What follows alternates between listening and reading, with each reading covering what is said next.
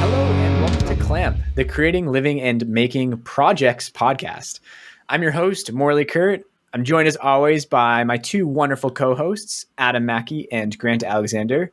And we are joined by a fourth today, Jake from The Maker Monster. What's up, Jake? Oh, hello. Thank you so much for coming on. This has been a bit of a long time coming, and I'm really happy Grant was able to make this happen. Before we dive into the topic, do you want to just quickly introduce yourself, talk a little bit about what you do, and a bit about your background? Sure. I'm Jake. I'm the Maker Monster on YouTube and whatever. I make silly things. I make fun things. And then I've recently started trying to talk about more kind of serious things and like the mental side of making or something silly like that. But like all the issues with creativity and all the things that we go through trying to make stuff. Yeah. And I know in the kind of first video you put out with that change of tone, you talked a little bit about how that came about and just taking some time off and feeling burnt out. But I was wondering if you could like expand on that a little bit, like how you decided to make a bit of a shift in the type of videos you were making. Yeah, well, I had taken a bunch of time off because I started, once everything kind of locked down, I was like, okay, well, I can't get materials to begin with. And then I decided to make the new mask. And making the new mask took way longer than I ever expected. It took like 6 to 8 months. And then once I had like finally finished it, I had spent so long not making videos that I wasn't really sure what I wanted to do when I went back. And so I just kind of like took time off. I like read a whole bunch last year. I spent like most of last year reading. And so reading about all this stuff and like thinking and like doing a bunch of journaling and everything, I realized like that side of things is what I spend so much time thinking about. And so it felt silly to not add that into what I was doing and try to like keep that like totally separate. So I'm trying to combine like that whole side of things that I'm into and the making stuff and seeing how it combines together. Nice. And how does it felt like interspersing the more kind of like build videos amongst the more like discussion, mental health based episodes? The talking videos they performed like they haven't like performed great, but people have responded to them way better than I expected, which has been super cool. Mm-hmm. And just in terms of putting out videos, it makes it a lot easier to put out videos more often if I could just come in here and talk for 10, 15 minutes and make a video instead of spending 2 weeks building something. Yeah. So I'll probably be able to put out more videos, kind of slicing them up in between talking videos and project videos. Well, you say it takes less, but it really takes more because you spent a year reading to make a 10-minute video. Sure, but in the future I won't have to. Now I can just write out a script and come in and record it. Right. It's funny, I've thought about this a lot lately. Like, we really have picked a really time-consuming market for our YouTube videos. Like, it's not just talking in front of a camera for a bit. Like, that's why I make CNC tutorials as well, which I find so much better because I just sit in front of my computer and like talk about what I'm doing to make like a design and then show it on the CNC. Whereas like actually making a project and trying to film it takes so long. Right.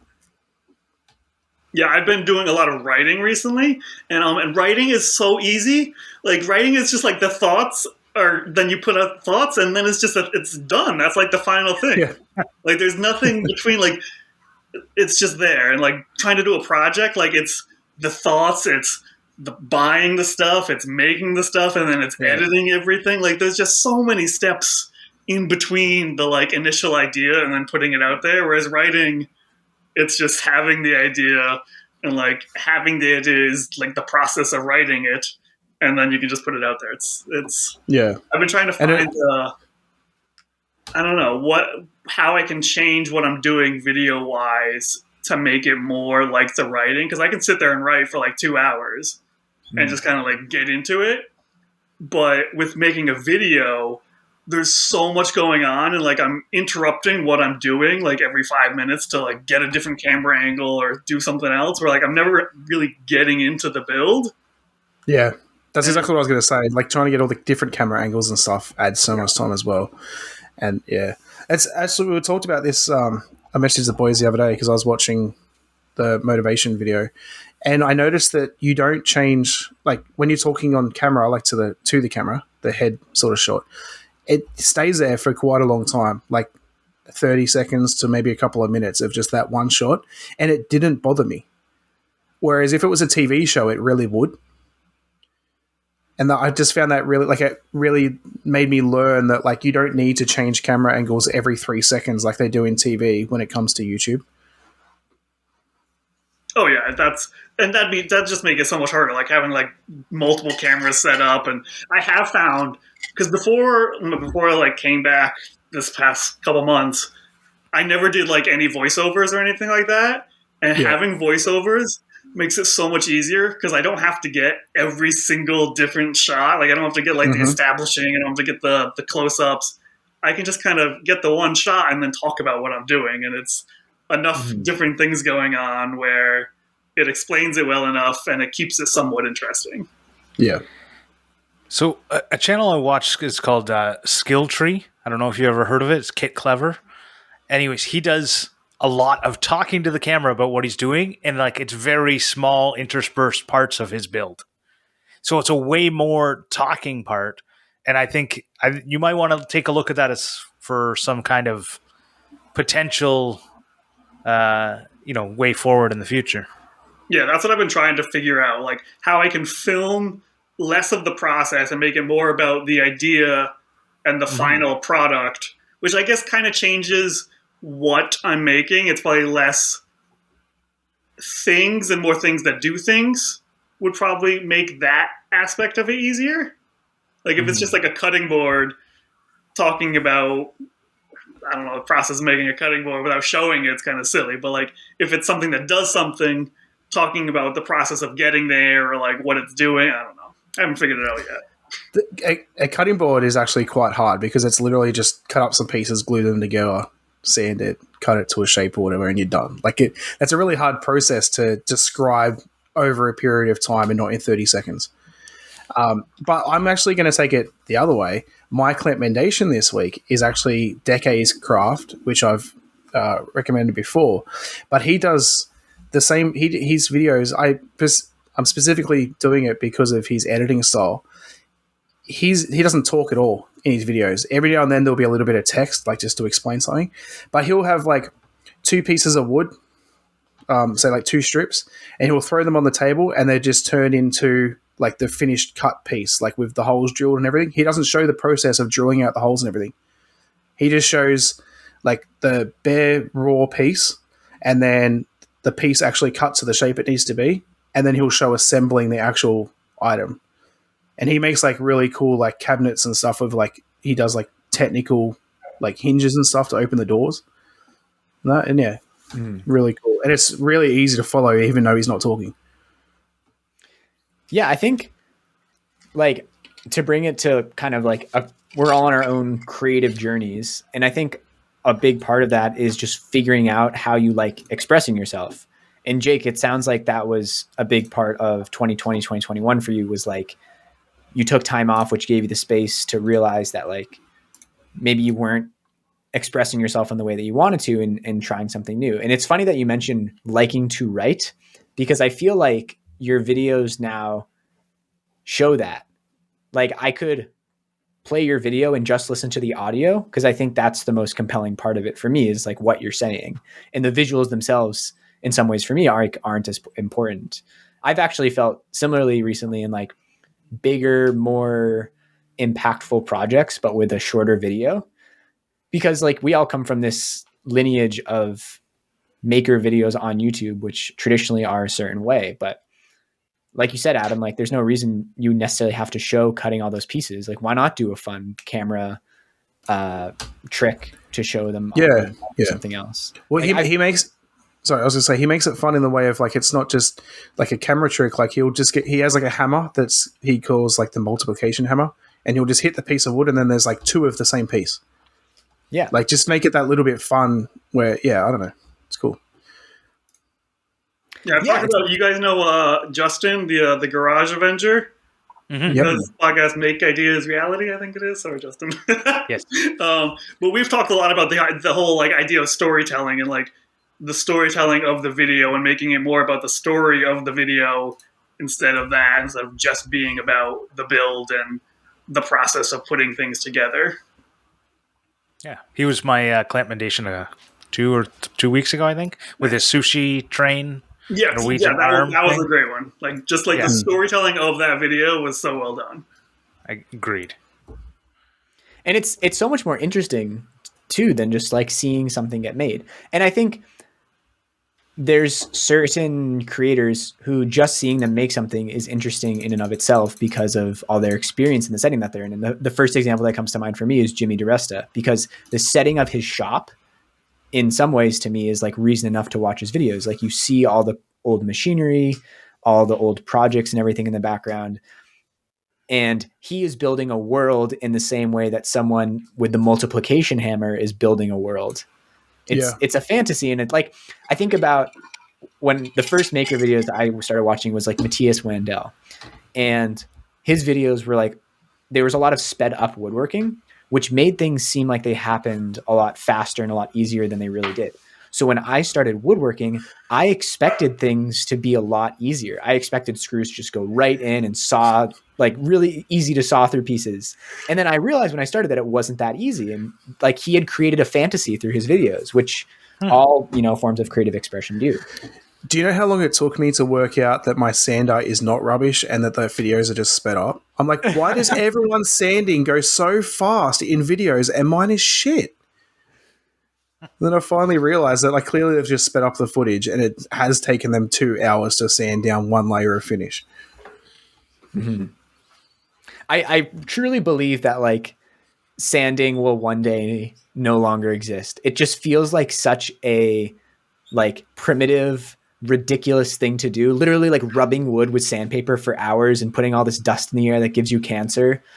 Like it shouldn't exist. You know, sanding is the new way. And the old way was scraping. Scraping sounds better than sanding. Yeah, it is. But sanding is the way that everyone can do it. Anyone can sand. But only certain people can scrape because you need to know how to sharpen a scraper or sharpen your tools. And we no longer have tools. Like we buy cheap tools that leave a crappy finish, and then we have to sand and sand and sand. I don't know. Yeah. Sandpaper is a consumable product that anyone can buy and use, but a scraper is a tool that you need to know how to sharpen and everything. I have a scraper, and like the scraper will do a better finish than any sandpaper will without as much work. Mm-hmm. But it's a pain in the ass to get like the right burr on it and everything. Yeah. So I want to change gears a little bit to the motivation topic in that video you put out, Jake, because I think I had to watch it twice to understand the nuance of what you were saying. And it's really interesting and a cool way of thinking about it. So do you want to kind of explain that whole stream of consciousness thought in your own words? See, I gotta remember, it wasn't stream of consciousness at all. And that's the one part, like the great part about like the newer videos is everything's fully scripted, and the great part about the mask is I can be reading off a teleprompter and nobody can know because like I'm not doing weird things in my face, so it's great. You can see out of the mask. What? You can see out of the mask. I just assumed you were blind. I can see like surprisingly well right in front of me. I have like no peripheral vision, but right in front of me I can see really well. Like that's why I feel relatively safe like using my table saw and using everything else with it on. Okay. Because like I can see my hands in front of me pretty well. Right. I feel like I was watching one of your videos and it looks like you like lifted your head up to look through the bottom. And I was like, oh, you can't see anything out of there. But no. I also want to quickly say, I wanted to say it before, but I'm so glad you changed the eyes. Because they were creepy. Yeah, changing everything. Like, I enjoyed the old one. I thought it was neat. But there was a big disconnect between people seeing it and like realizing what was going on.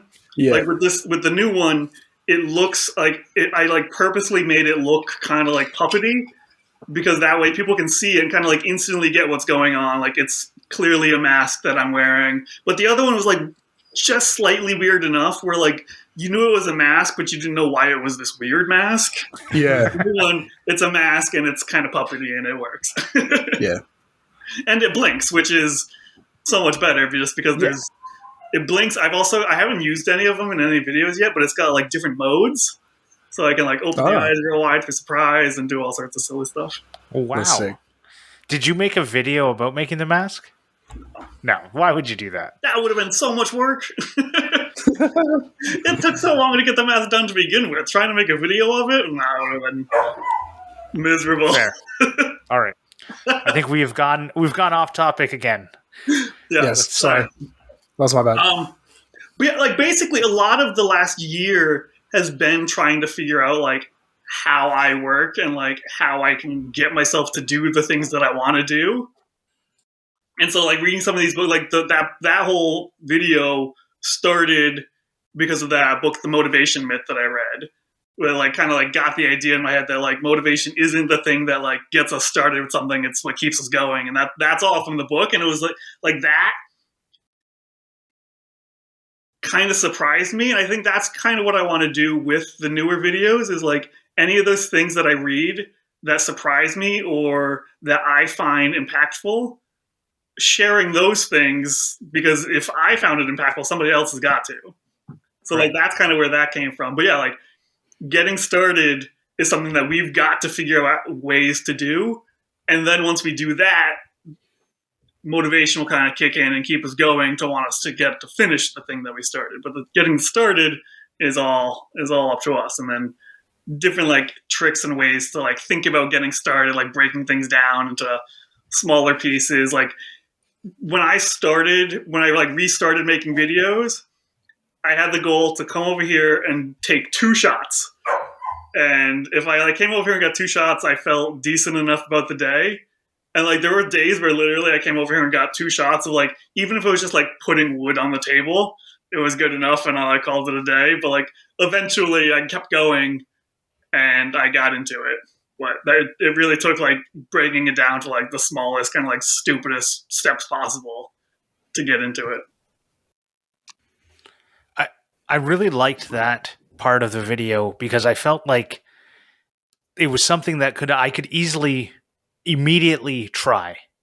Whether it worked for me or not wasn't the point, but it was one of those things where I go, I need to stitch this up. Okay, I'll make 2 stitches, right? And if I make 2 and I stop and I walk away, great. I did. I can say I did the thing I wanted to do. I really liked that. It really made I don't know. It made me feel like, hey, why not try it again? Why not get out there? It really, I don't know. It helped. I think just like lowering expectations in general, like all of our like expectations of ourselves, expectations of like life, and like expectations of the things that like make us happy. Like just lowering the expectations on a lot of things makes things a lot easier. Yeah, I've thought about the like tricks of getting started a lot before. That's how I've always felt it is to get started on something, because I can really avoid tasks and then build them up in my head and turn them into a feeling of dread. Especially if it keeps going on for longer and longer, then it just feels worse and worse and worse. And it's like, I need to like look over my shoulder, say, hey, what's that? And then like push myself off the ledge into doing it and not even realize that I'm doing it. And then, I guess I'm working. Yeah, there were times where, especially like back when I was making art, I would totally dread the making the mold stage, and I would put it off and it would just grow to this bigger thing. And then I would make the mold and it would work fine. But multiple times as I was making the mold, I would like write a note to myself being like, just make the mold. It's not that hard. Yeah. Yeah. And like people crap on motivational posters, but one of the nice things about having those reminders around is it just has those little subliminal messages in your head where it's like, okay, I just need to niche down to like that mantra of like, just do it. It's not going to be that bad. Okay, thanks. Little reminder on the wall. I'm going to go start that thing. Oh, yeah, I am totally into self. Like, I feel like a lot of people like shit on self-help stuff and like think they're like, oh, I already know everything. I'm a genius. I just haven't done it yet, and that's why I haven't gotten to where I want to be yet. But like, I'm fully into self-help stuff. I'm all about it. Yeah, right. It's anyone who thinks that they're perfect is is wrong, right? Like, I think Nick Offerman says it best. It's like, you know, anyone who thinks that they've learned everything they can about, and he was talking about woodworking, he's like, they've stopped way too soon.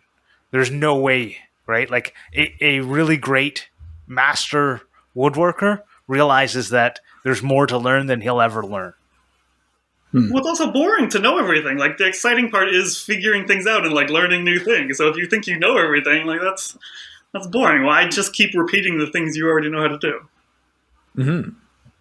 Yeah, I wanna go back a minute to something you mentioned earlier about lowering expectations, because I was actually talking to my therapist this week about I can have a tendency to catastrophize things, and when those feelings of dread come up, a lot of times it's because I'm thinking of like the worst possible outcome. And I would imagine that many people who are making videos for YouTube or putting things on the internet, which sometimes feel as like a casino, which could do very, very well, the only possibilities sometimes I think of are like it could do amazing or it could do terrible, but usually it's somewhere in the middle. And I think lowering expectations is important, but also just having realistic expectations. Like I always have, before I start a video, like a grandiose image in my head, and it's usually, if not always, below that. Or I figure something out on the fly and it turns out like a cool version of it that's different. But it's always like it starts up here, and then the reality is like 70 to 80% of that. And I was like, cool, nice. That was a good project. I learned more so that the next one will get closer to that ideal.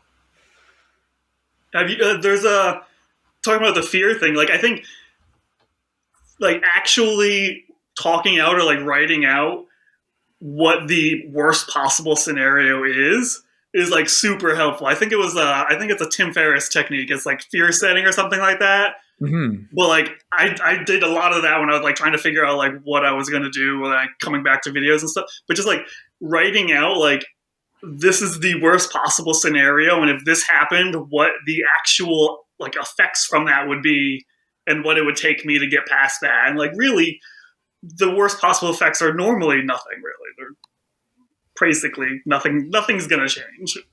Yeah. There's another one called like following fear to the end, which is like when I have those feelings of fear come up, my tendency is to, well, I'll give an example. Like I've been the past year and a half, I've been working on this project with a synagogue to build like a handicap accessible Torah lectern. And it's not a very complicated project. It's just been a very long time coming because it's part of this larger renovation. So there's been meetings with their building committee and their board, and there's been a lot of back and forth, and things have gotten delayed because it's a construction project that is determining the timeline of everything. And so the longer it's gone on, the more I've dreaded actually doing this thing. And every once in a while, I'll remember that I have to do that, like in a couple months, and start dreading it. But my reaction to that is to be, okay, I don't need to be dreading this, so I'm not going to feel that feeling, and I'm going to do something else. Like, I don't need to be feeling this way. That's silly. But I learned that like that's not actually a great way of going about it, because I'm not like really processing that emotion. I'm just burying it or ignoring it. So something I'm trying to do now is to kind of like fear setting, following it to the end and being like, okay, like what am I actually afraid of happening? What would happen if that fear were to come true? Is it really reasonable to expect that outcome so strongly? Right. So do you mind sharing what your fears are on this project? Yeah. Have you processed it? Yeah, I think they are like, it's for an institution and it's something that ideally would last a long time. So one is that like, it's not going to be good enough. I'm going to do a bad job and I'm going to disappoint people. One is I'm going to get over to my head and get to a point where like, I'm not even going to be able to finish it. I have this like image in my head of building it, and like I crack a piece in half and like I'm not able to get it out of the door. I don't know if you guys have ever felt this, but you're like amidst a project and you're just like in a pile of crap and pieces and you're like, what have I gotten myself into? So that sort of like worst case scenario situation. Yeah. Okay. And so now you've processed it. Now what? Well, now I know that like those aren't really that reasonable because I've built things that are similar, and I designed this whole thing, and I know I can build it to that quality. So like, yeah, it's, there will be challenges, but I've done things similar, and I know I can figure it out, and I've figured out things in the past. Cool. In reality, the best thing for me to do when I'm feeling those feelings of dread is to just start things. Like the best thing I can do in those situations is get started and like get a project moving so that it's not so theoretical. In this case, it's a bit harder because it's dependent on other things, but I made a conscious decision this week to go to their temporary office and unpack the hardware that was delivered and take a look and start like calling the technician who needs to install something and just get things moving a little bit so it's not all in my head. Good tip. Yeah. Yeah, I think getting started is like the hardest. It's definitely my biggest challenge. And then like on the flip side, I've been trying to embrace imperfection more and just like fully expect and want things to be imperfect and just like putting them out there, because it's so easy to just like sit there and like, well, I'll spend another day editing and like not really change anything significant. So just like just put it out there the first time, and then you can move on to something new. If I put this coat of finish on, I can go rest for a few hours. I think it's also easy, or I think a pitfall to perfectionism as well is that like you just lose sight of the larger goal. Like you get so zeroed in on a detail that you're not even focusing on the most important thing. Right. Yeah, like especially in terms of like YouTube and stuff like that, like no individual video is gonna make that big a difference, like unless you somehow like get something viral. But like if you spend a year making one video and it doesn't do great, like you wasted an entire year where like you could be putting out kind of crappy videos every week, and eventually something will do better than the rest of them. Yeah. Well, and you'll be learning along the way, and each one's going to be better than the last one. Yeah. And you'll actually have something to show for it, and you'll be building up upon each one instead of, sitting there working, and nobody knows who you are because you've never released a video. But when you do, you're going to have the best one ever, and YouTube's going to share it with 100 people. Right.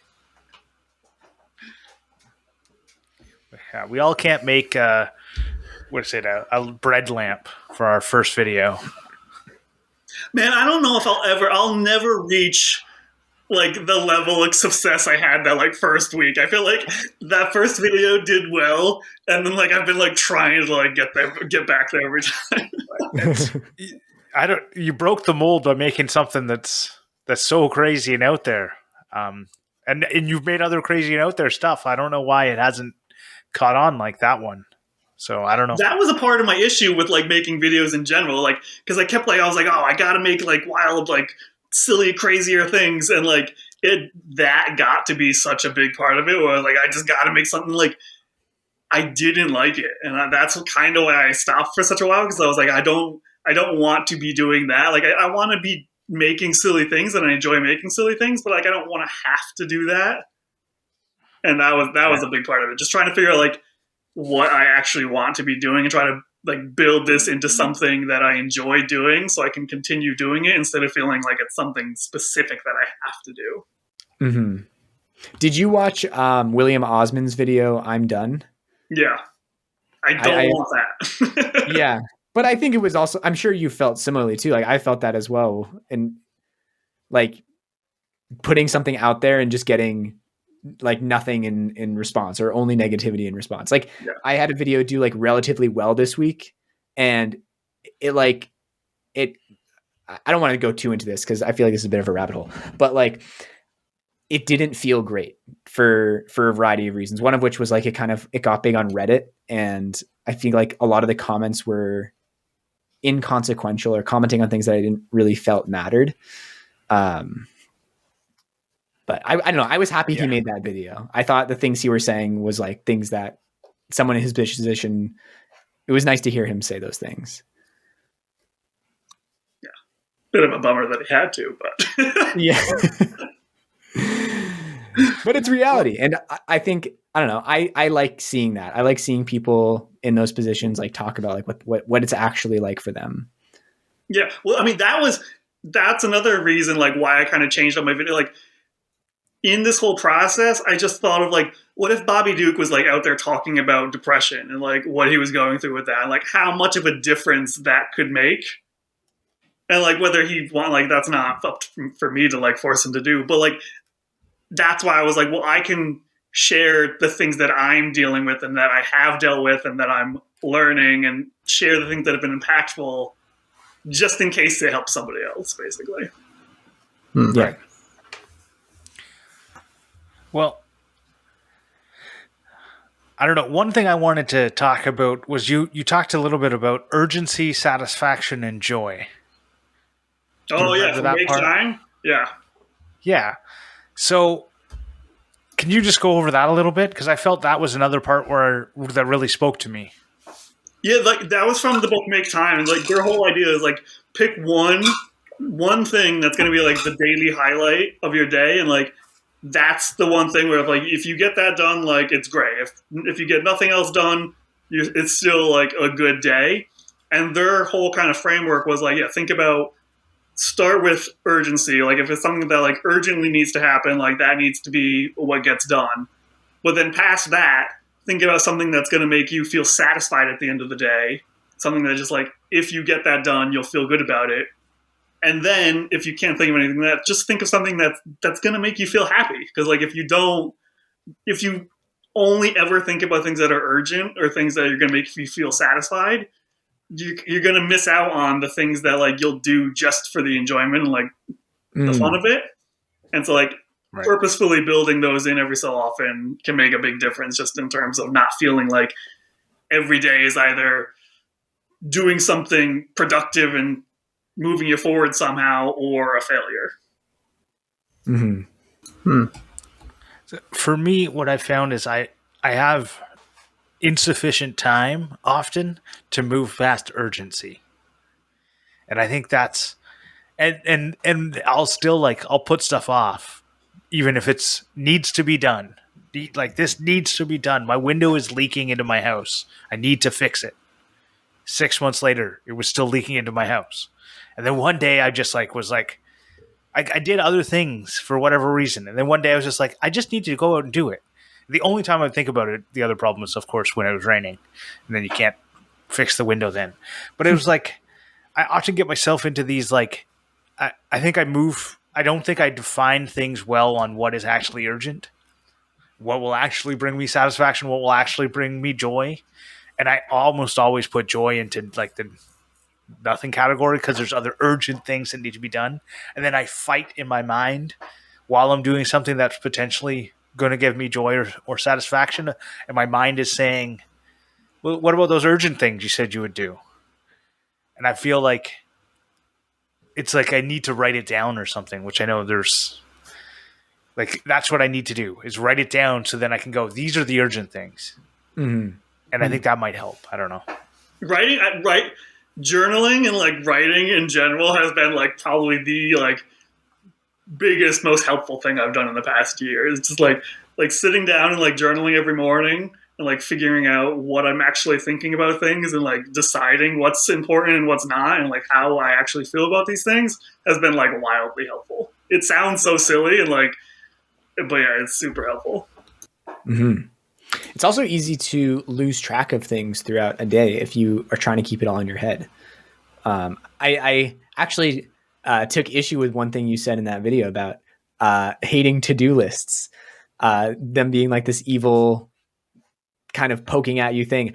I don't love to-do lists, but I like the feeling of checking things off a to-do list. And I like having long, like this whiteboard behind me is like a ongoing, like big projects to-do list, just so I can look at it. And like, if ever I'm feeling like, what am I doing today? Like, what am I working on? I can look and be like, oh yeah, I have these 4 projects that like are in the works, and I can. Yeah, I like that. I like overarching things. I was thinking more just like, today I've got to do this thing, and this is my agenda for the day, and like I've got to, like, because I write down everything. Like at this point, like anytime I have an idea, I've got Drafts, I think is the app I use. But anytime I have an idea or a thought, it goes into there, and then like from there I can put it somewhere else to like save it later.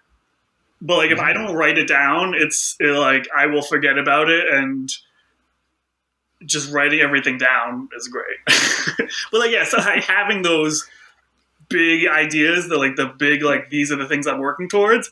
I think that's super important and great. It's just more of the like individual. I don't know. I like having like one big thing I'm working towards that day instead of a list of like 20 things that I keep shuffling between days. Mm-hmm. I mean, on that note, one thing I really liked that you put on Twitter recently was your list of like 10 projects you don't know how you're going to make. And I thought that was really cool because I think a lot of people have a tendency, like myself included, to like, for whatever reason, keeping projects secret, and to just like go out there and say like, these are the things I want to make. And I think you said like, don't steal my ideas is the caption. Yeah.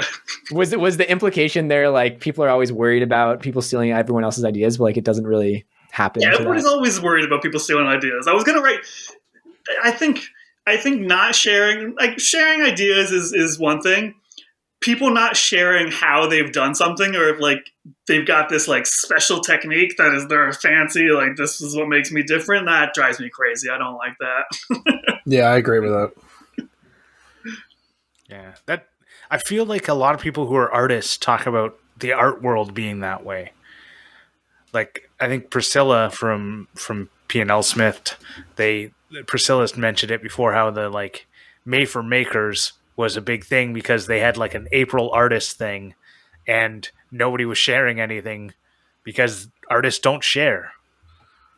That's exactly how it is. Like I hated that. Like that's one of the biggest differences between like the art world and the makerspace. That and just like there's like built-in competition into art. Like there's only so many galleries, there's only so many shows. Like it's all this kind of like secretive like type thing.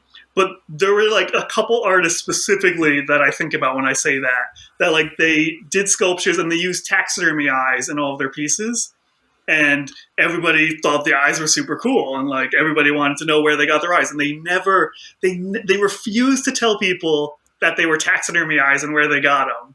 Whereas like you could open up any taxidermy like catalog and see all these eyes, but that was like the one thing that was differentiating what they were doing.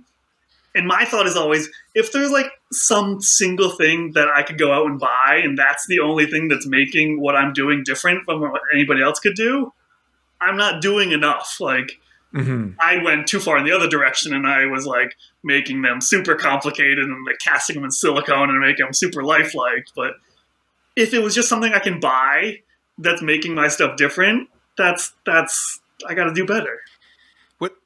It sounds to me like there's a lot of people out there that are afraid. Of what? Though? And they're afraid of like I think they have imposter syndrome. And that's why they don't want to share, because then they go, but anyone could do that. They go, if anyone could do that, I'm not special. So I'm just not going to share. Yeah. When really I think it's the opposite. Like if somebody was going to make it their own, like if somebody found out how you did something and is going to make it themselves, they're never going to buy it from you to begin with. Yeah. Exactly. And especially if it's someone that can work it out for themselves. They're not, and just because you don't show how they do it, they'll find a way to do it. One of the places that I use to get like my tutorials for the paracord stuff I make, they have sale posts of like, here, buy this bracelet, and literally at the bottom it says, or if you want to make your own, here's a tutorial. Right. Like, yeah, and if anything, that just helps people realize what goes into making it. Exactly, like how much work goes into it. People want the bracelet will buy the bracelet. People that are like, oh, I could probably make that, will go make it. Who cares? Like, what's it to you? Like, you're gonna lose $10 from a sale. Like, well. So you mentioned sort of offhand, like your past in the art world. Do you mind talking about that a little bit? I'm curious, like what that experience was like for you in the art world. That is kind of like I think I wrote about it like basically like on my website there was a whole post about like how the mask came about, but it came about just because like I tried doing art for so long. Like, it was like what I wanted to do. And I was like, I was an artist and I was going to be an artist and this is how it was going to be. And it was just like, after so many years of it like not working out and like putting so much money into it, there was one specific convention I went to and like had a table at like a Comic-Con. And I had spent like the entire week leading up to it trying to make a bunch of stuff to sell. And I sold one thing all weekend. And it was just like the most depressing, miserable weekend of my life. And so at that point, I was like, man, this has to change. Like something, I can't keep doing this because it's clearly not working. And then like I went into like full like identity crisis. Like if I'm not an artist, who am I? And then eventually I was like, okay, I'll stop doing that. And then eventually I found my way into maybe I'll try making videos. And then that kind of grew into the silliness that I'm doing currently. I like it. It's your own little niche. Yeah.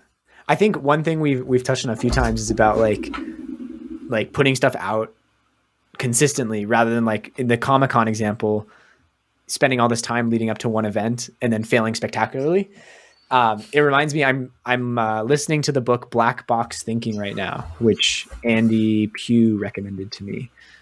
It's basically the metaphor is like the black box on airplanes and how after every airplane crash, the black box, which records all the conversations in the cockpit in the state of all the instruments, is analyzed and they learn from the failure to such a point where airline crashes are like an incredibly low proportion of total flights. Like very, very, very few commercial airplanes crash these days.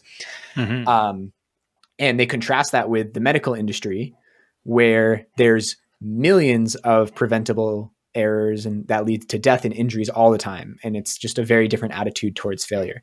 And one of the themes that comes up in the book a lot is kind of like evolutionary mindsets. So like being exposed to many small failures in very fast succession. So you're constantly like testing things out rather than working by yourself in your own head for a really long time and then putting it out and you have very little to learn from in those situations, which is one of the reasons I like making videos, is because you get so much feedback the more you do it. It's like the more you put out, the more you're rewarded in terms of that real-time feedback. Right. Well, one thing I've been recently doing is going through my old thumbnails and seeing anyone that had a really poor click-through rate. Even if I thought the thumbnail was the best thumbnail, if the click-through rate says it's 3%, so it's not good enough. Videos? Yeah, so that's not good enough. So anyone that had 3% or lower, I'm finding new ways to make new thumbnails. So I did my trailer restoration video. It was a picture of before and after, and the before looks like flat and gross, and the after is shiny and new. And I just thought, it's so beautiful. And I had people comment, that's an awesome thumbnail, right? It's 3%. So I changed it. It's now at like 6% for the last 7 days, which is doubling it up. It's still 6. I'm not happy. I'd like it to be more, but it's that kind of thing where I try and learn what is it that I should do. What was I doing wrong? And then if I do another one and I change a different video and it goes to like 1%, take those lessons. I don't know. That incremental change. I think that's a good thing. And I agree, putting more content out. See, I think I would find it very hard to do that, or at least get started in doing that, going back to old videos and changing the thumbnails. Because as we've talked about in the past, like I am so future oriented and like I don't even want to think about those videos that I made a year ago. I want to plan the next ones that are coming out. Well, it's just so funny to contrast that off the book you just mentioned. Yeah, for sure. Like, and I'm not saying that I follow the things they say in that book to a T by any means. And I think in some ways, like, I don't know, this is a whole another rabbit hole, but it's hard for me to get energized about the idea of like trying to change something that I made in the past in hopes that it will improve, because there's things that I'm doing in the future and the present that I'm like a lot more excited about and I think are higher quality. I don't know. I just feel like every aspect of what I'm doing over the last 3 years has gotten better. So like, I'll just leave that stuff where it is. It's done. I don't want to revive it. Yeah. I don't know. I got the idea from Urban Shopworks when I was talking to him. He was like for a year couldn't put out videos, and all he did is just kept changing his thumbnails and titles, and he got his like click through rates up to 10%, and he got videos that had like 1,000 views up to 100,000 views, and all he kept doing is playing around with thumbnails, titles, and every once in a while he'd shorten a video. So like if at the end he had like a super bad drop off, like most people do, anywhere it dropped off, that part of the video is gone. So it immediately starts raising up his viewer retention, and videos and thumbnails started getting better. That's one thing I've noticed, I've learned since I started making videos again. Ending it as soon as possible. Like, going from the last point into, here's a new video to watch that, and then bye. That's the way to do it. Like, no, like, oh, thanks for watching. Like as it should, like, I've been trying to make it like a surprise that the video's ending. Like, trying to just end it right away. I've noticed heaps of people do that, actually. I keep putting it in there even though I don't watch it on other people's videos. And you watch, say, like Mr. Beast, it literally just stops. You know? And then I'm the same with podcasts too. Like, so Shop Sounds podcast has recently changed their Patreons that they say every single week. They've put it at the end of the episode. As soon as he says, I'm going to thank our Patreons, I turn the episode off because, like, I don't want to listen to that. The episode's done now. Why would I keep listening? It doesn't make sense. Right. Yeah, for sure. On that note about Patreon, I was going to say, take the friggin' segue. I think the lesson learned is we should keep this brief. So thank you to our Patreon supporters, especially Brent Jarvis at Clean Cut Woodworking and Vincent Fry from Because We Make. If you support the show on Patreon at any level, I make you a keychain. You support, I make you a keychain. They're made of leather. They're custom. They're one-offs. So if you want to learn about that, you can go to patreon.com/clamp, and you can also listen to the pre and after shows there. And yeah, I think that's all I have to say about that. Let's move on to Clampmendations. One recommendation I wanted to make this week. So somehow I've never watched Casey Neistat or Van Neistat videos.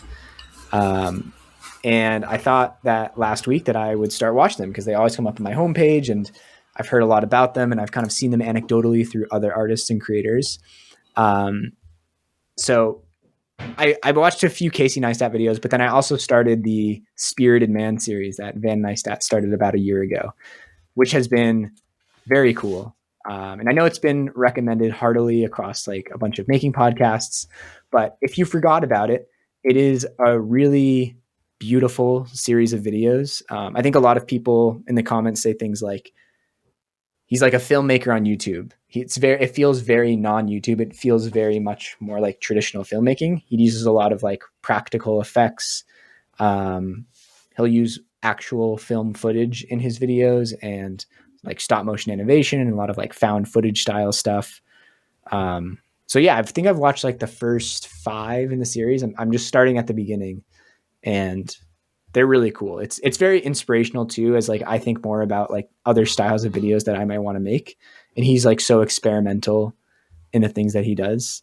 Have any of you watched his videos? Yeah, his videos are great.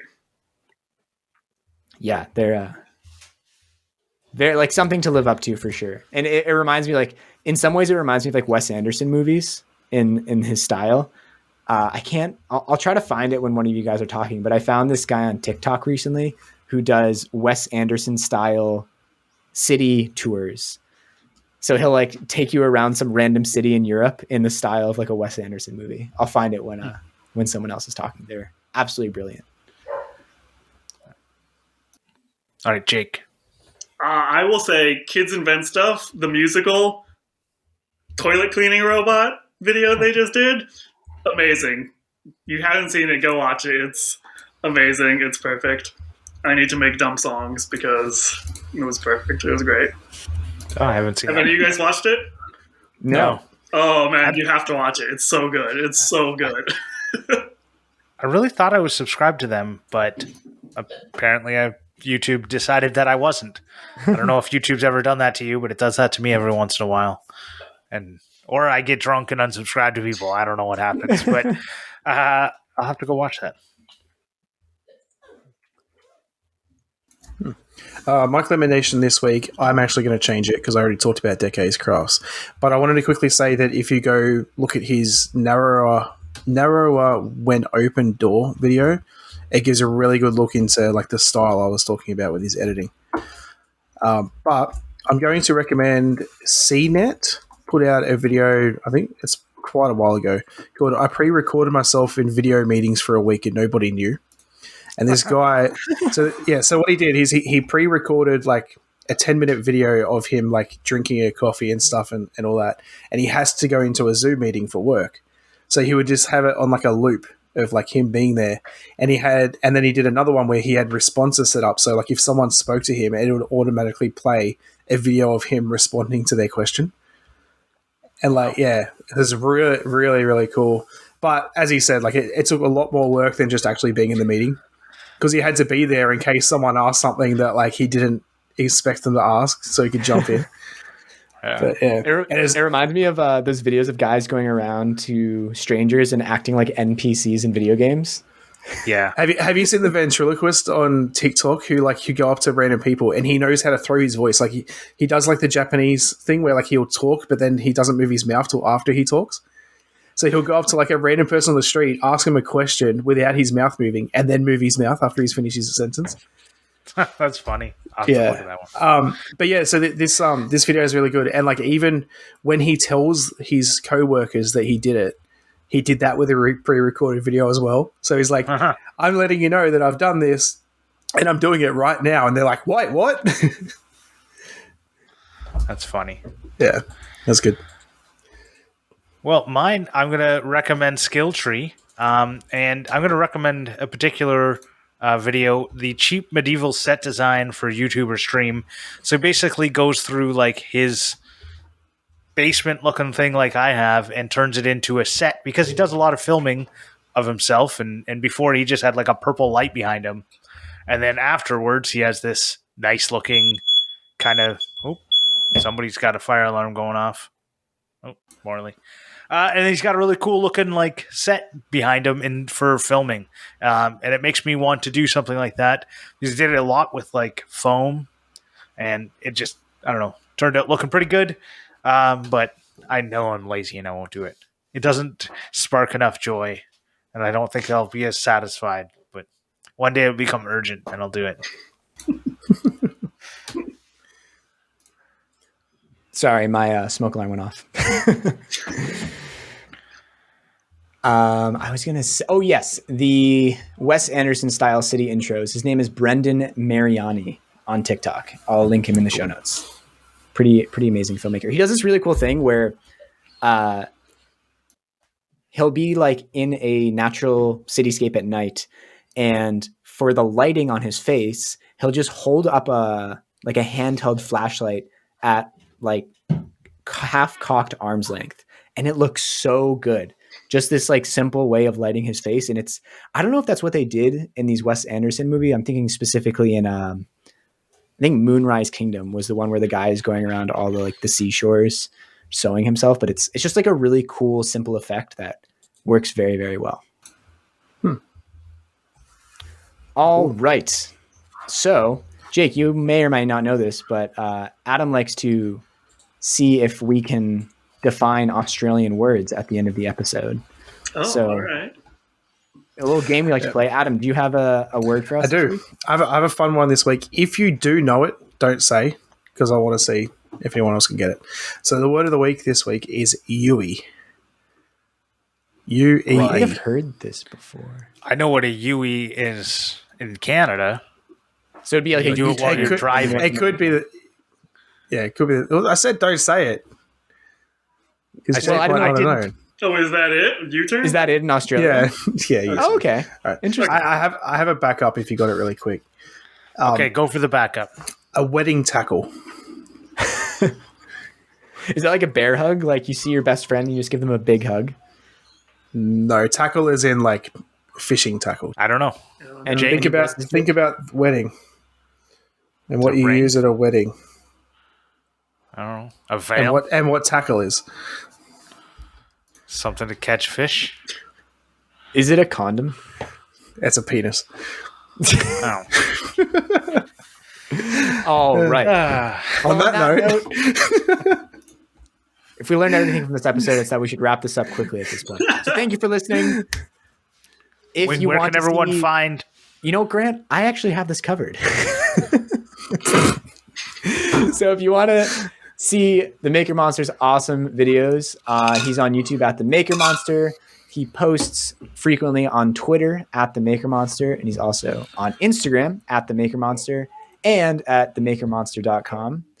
Jake, thank you so much for coming on and talking to us. Thanks for having me. This was fun.